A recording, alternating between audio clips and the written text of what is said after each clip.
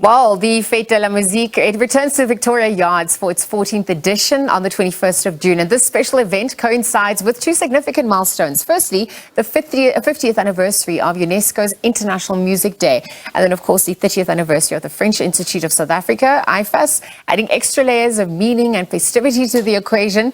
The 2025 lineup features over 20 acts, and it was carefully selected from more than 300 applications by a reputable international and national jury. And so joining us to chat a little bit more is the organizer, Brad Holmes. Brad, a very good morning and thank you. Good morning. I don't think we can start the morning without waking up and thinking about Themba Bavuma. Absolutely. Yeah, and KG and Macron. Rabada. And I just woke up this morning in the best mood.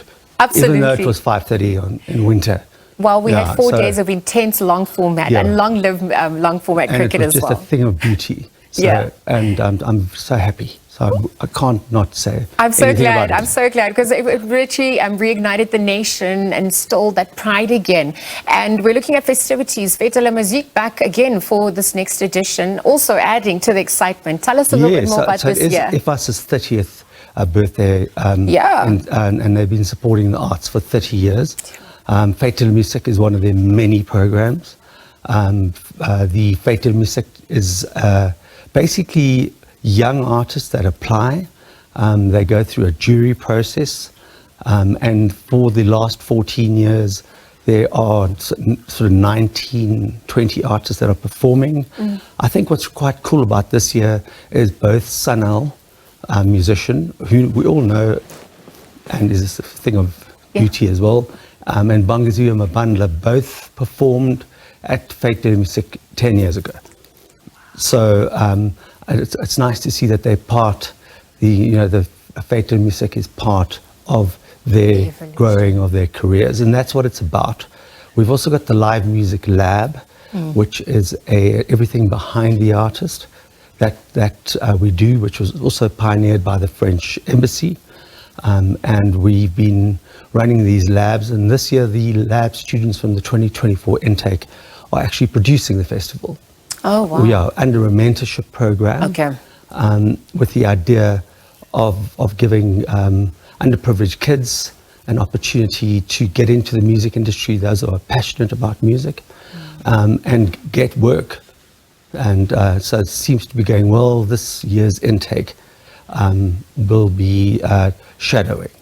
So next year they're going to be producing. Exactly, and that's how the cycle continues. So it's a cycle of education. I'm so glad you've spoken to that as well, because over the past 14 years there's been an evolution. I remember the first time I went to my first Fête de la Musique, it was, I would say, 2015. And I remember the excitement, how full the streets were. It was a diverse crowd of all ages and lots to do as well.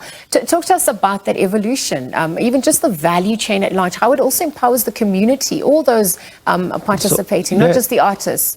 Well, I think we're doing it at Vic Yards. Yeah. We're also working with a company called Kick, which is Keep It Clean. And it's the community that are keeping Bez Valley, Bertram's, that area clean. We're going green, so we're putting a stamp of being carbon friendly. We are training giving young musicians an opportunity to perform. We're training young people to work in the industry. What it has done is it brings quite a cool crowd of what's really representative. It's diverse, and the audience has an experience of Vic Yards, which is really a home for the arts. Absolutely. Yeah, it's beautiful. For arts of all kind, right? Of all kinds. Exactly. Yes. Yeah, so it's beautiful. So it's a very beautiful environment for people to go around and watch all different kinds of music. And I don't even know what the lineup is. Because I don't want to know what the lineup is.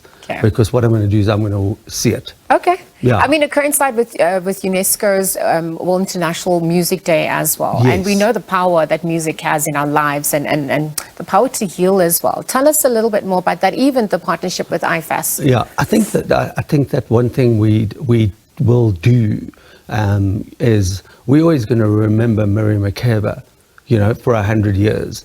we're not necessarily going to remember the sort of people working behind it.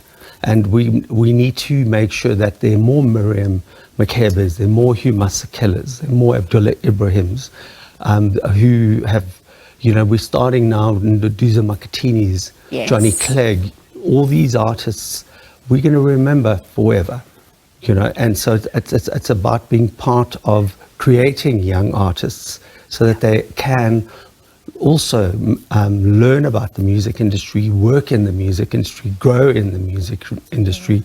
And we need young people behind it to be part of the growth of the industry so we can support the industry professionally.